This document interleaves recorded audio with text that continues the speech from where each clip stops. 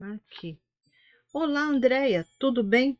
Eu queria te contar um caso que aconteceu comigo quando eu ainda era adolescente.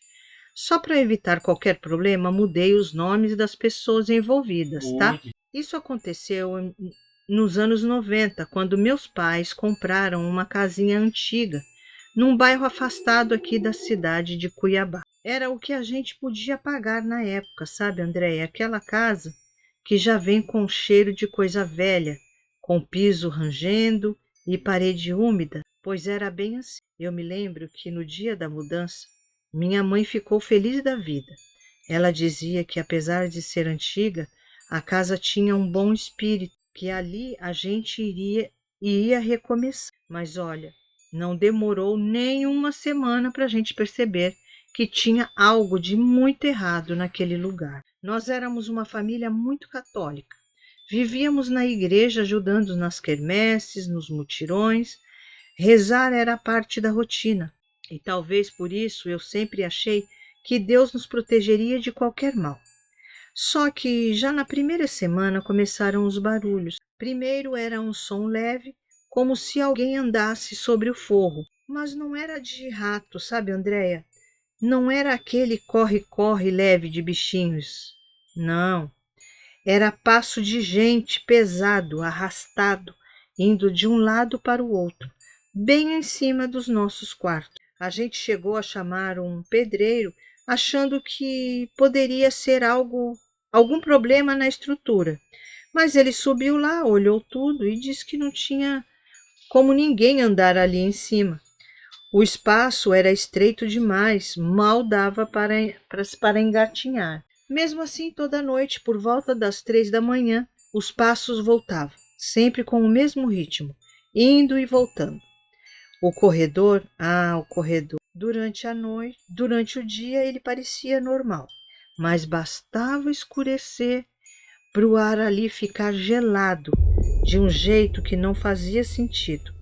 Era verão, Andréia, e mesmo assim parecia que a temperatura caía uns 10 graus só ali. Eu lembro que a gente evitava passar por ele à noite. Até minha mãe, que era a mais corajosa, dizia que aquele corredor dava uma sensação ruim. E teve uma coisa que marcou muito. A gente tinha um liquidificador antigo, daqueles bem pesados de metal.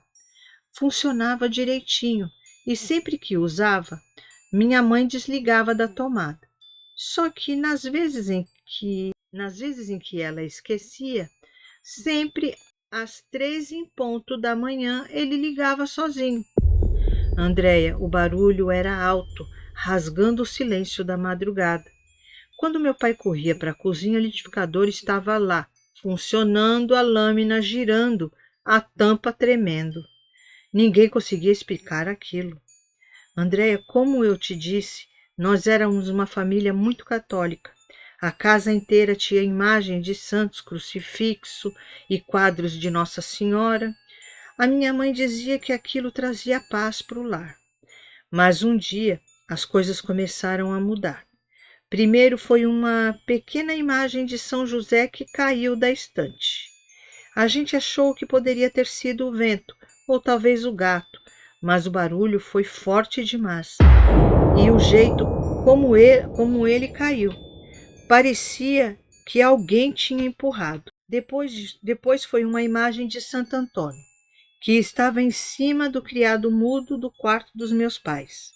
Ninguém estava lá e, de repente, crash! O som de algo se despedaçando.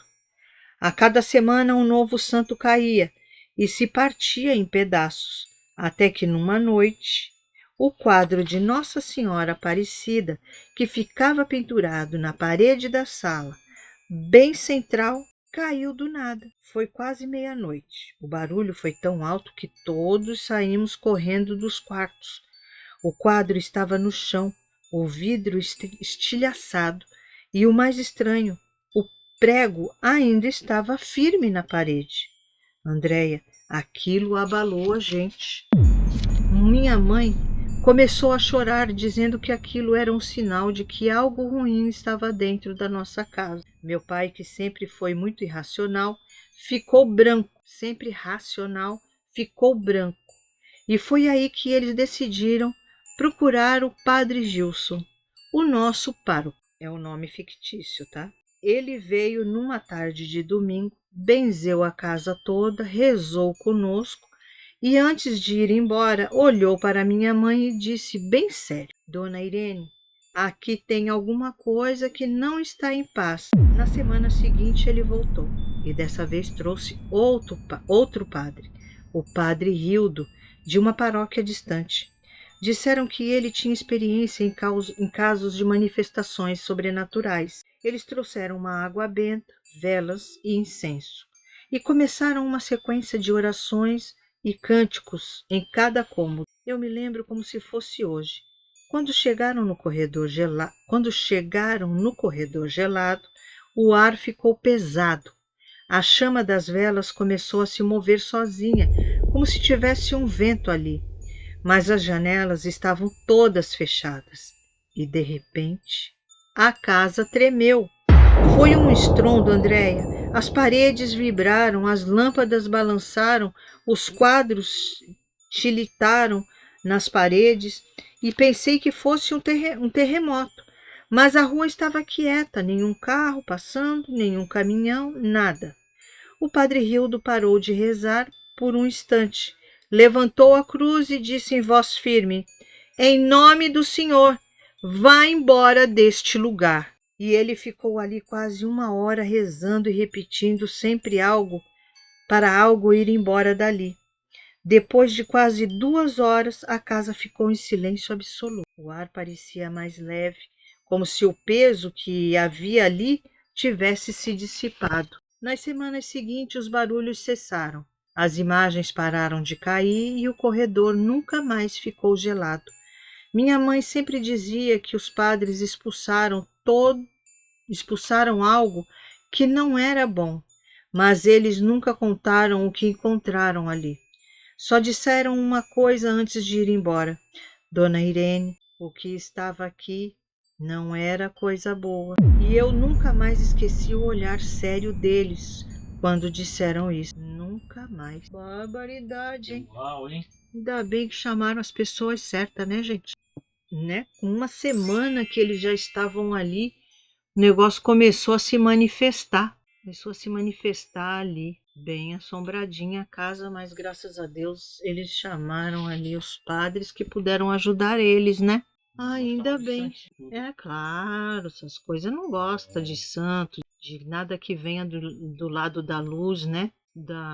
De Jesus, de Maria, isso daí para eles, meu Deus. Ele escreveu aí alguma coisa. Este causo é de arrepiar, não é? arrepiar. Foi de arrepiar, né? Eu também achei bem pesadinho. Hein? Pelo amor de Casa Deus. assombrada, né? Casa assombrada e com a pessoa aí, sei lá se era uma... Eu já fazendo a previsão aqui, a pessoa... Sabe-se lá se era uma pessoa, né, gente? Se bobear, eram mais aí. Eu também fiquei bem intrigada, gente. Bem pesadinho, eu achei, né? Que família contente.